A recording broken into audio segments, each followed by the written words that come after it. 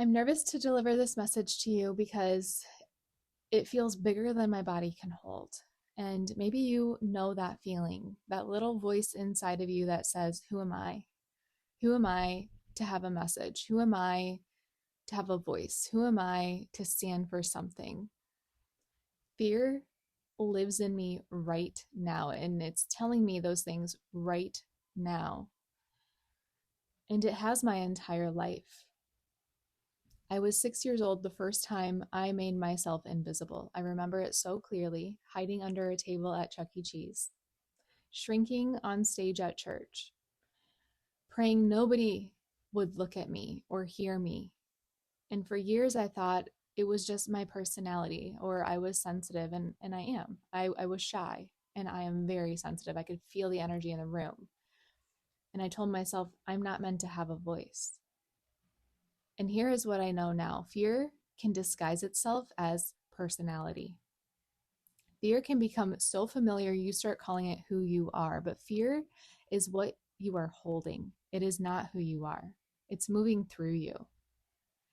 I, growing up, did everything right. I got good grades, I got the college degree, I climbed the corporate ladder.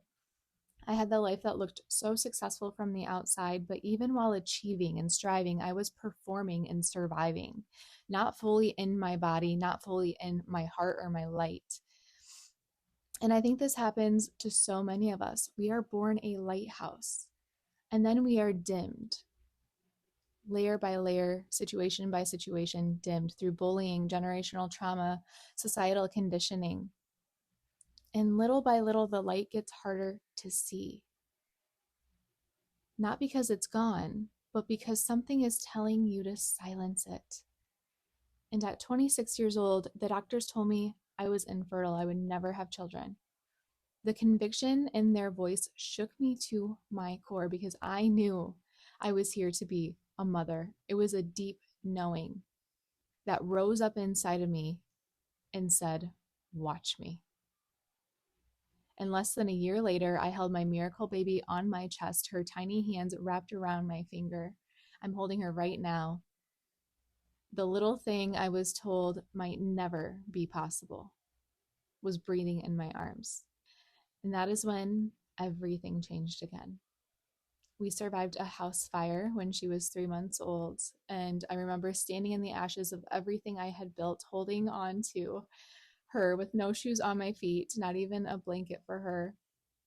And I asked her one question that would change our entire life. How do I become the lighthouse for her if my light is dim? How do I guide her home to peace if I don't know how to come home to myself, if I don't know how to feel peace myself?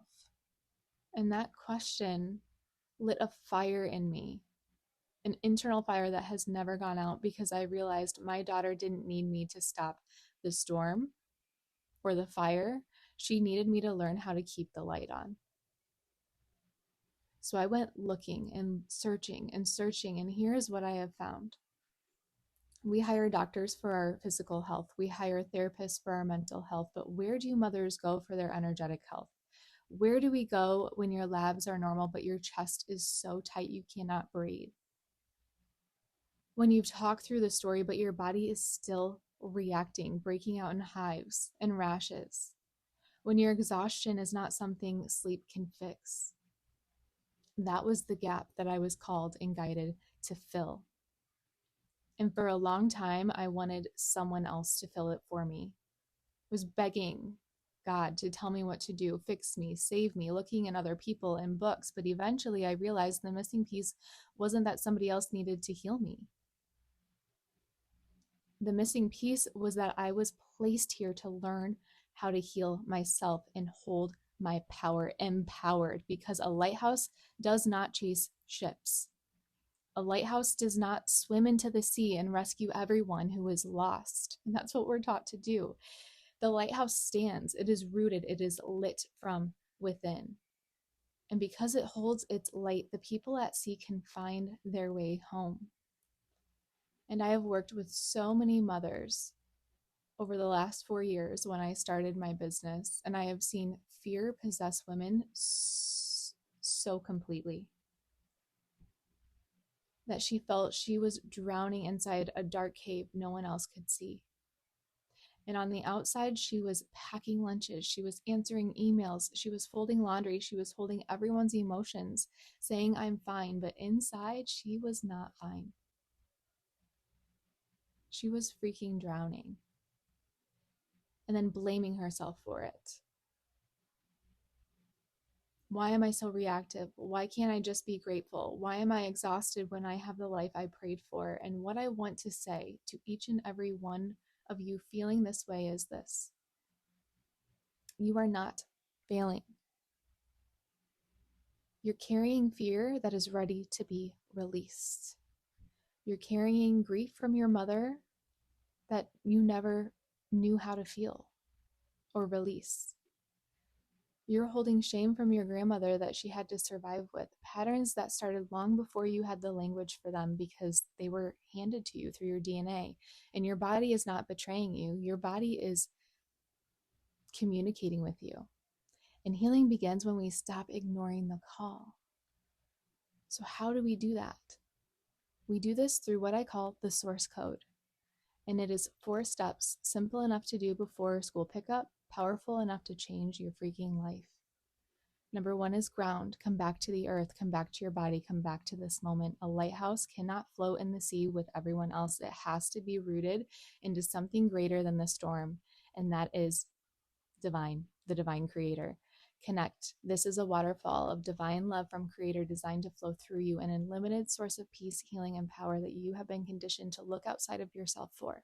Number 3 is protect. Hold your energy first before the world reaches for it, before the kids need you, your inbox needs you, before the autopilot starts driving your day.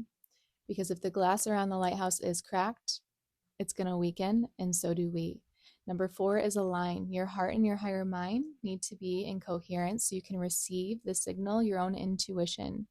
Because source speaks, the divine speaks in silence, and a lighthouse has one job, which is to shine, not to chase, not to prove, not to rescue, to shine.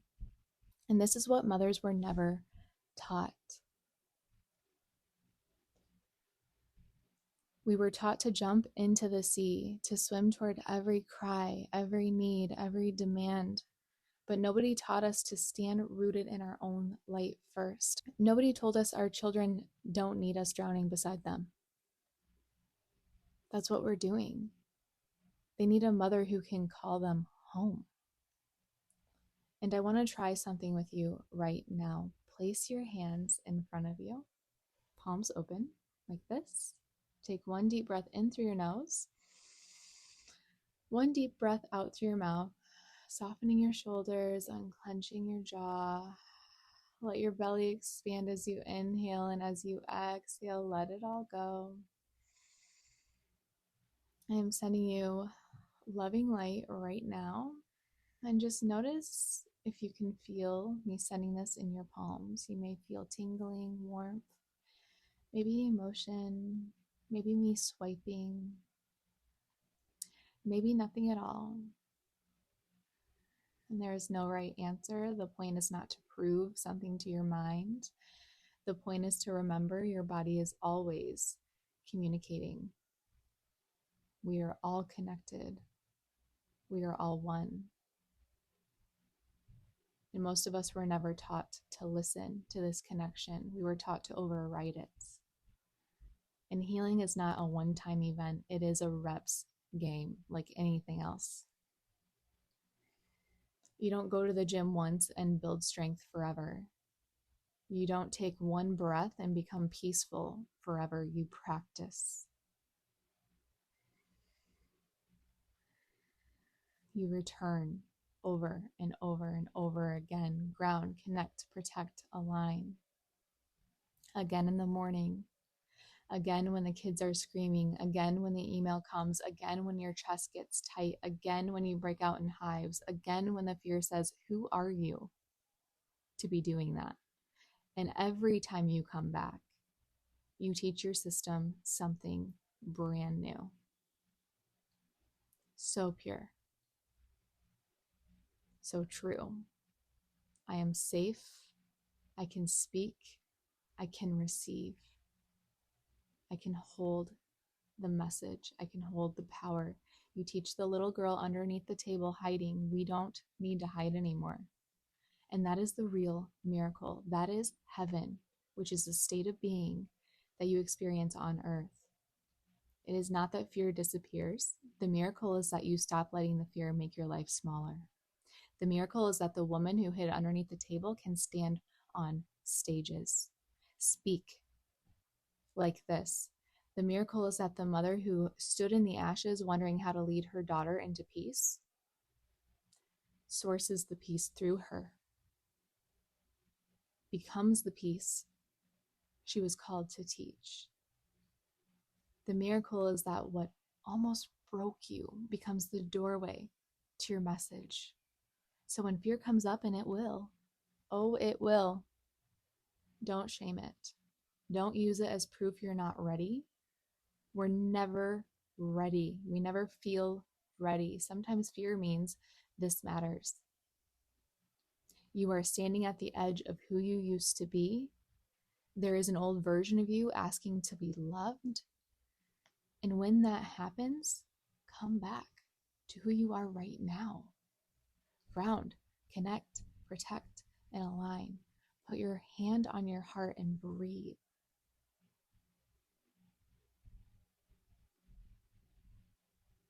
And ask, what am I holding? Is this mine? What am I ready to release? Because your body knows, your soul knows. And when a woman remembers how to listen, she becomes very hard to keep small and very hard to control. I started this talk with a question. Who is she behind the fear? She is the little girl under the table. She is the woman with hives on her skin. She is the mother standing in the ashes with a baby in her arms that she's not supposed to be holding. She is the voice that shook and spoke anyway. She is the lighthouse.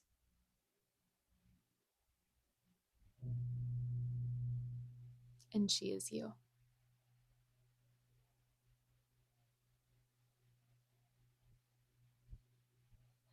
The part of you that has been hiding, the part of you that has been waiting, the part of you that knows your life was never meant to be led by fear.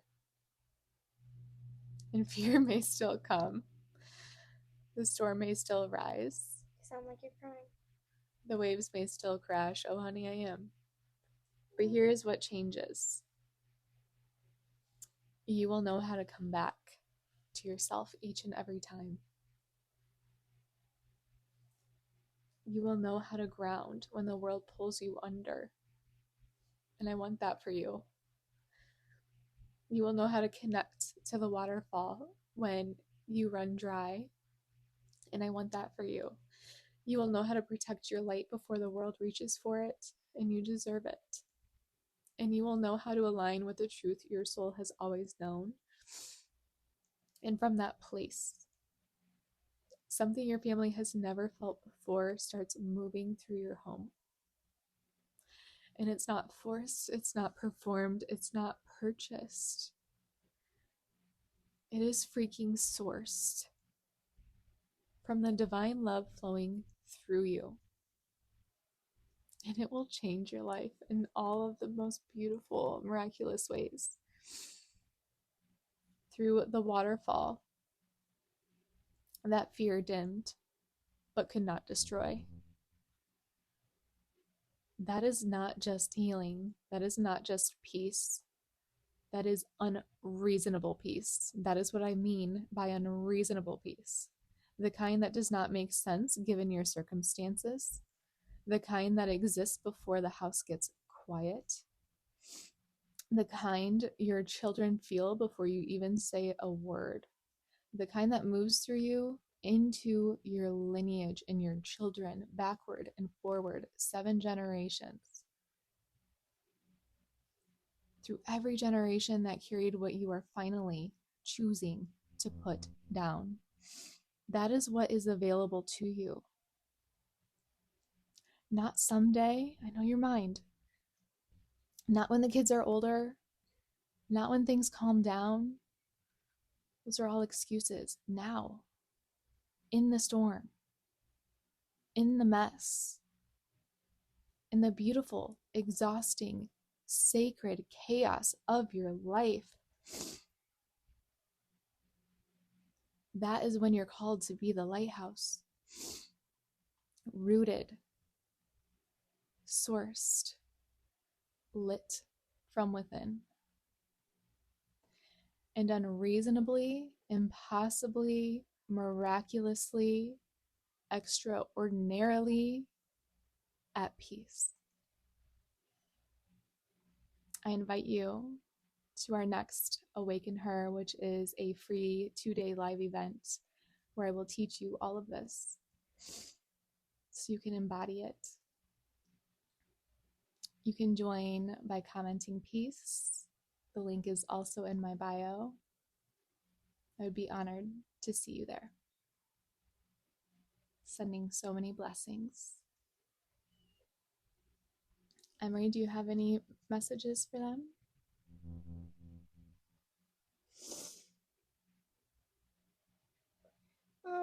Don't let fear stop you to anything that it tries to stop you with. Don't let fear always get to you. Take some risks. We believe in you.